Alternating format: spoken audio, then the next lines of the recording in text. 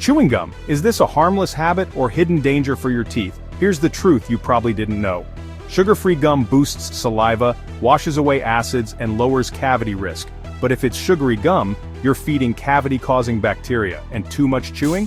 It can strain your jaw. Dentists recommend sugar-free gum with xylitol. It's the safest way to enjoy gum and protect your smile. So, chewing gum isn't bad, just choose wisely. Like this video and subscribe for more dentist-approved tips.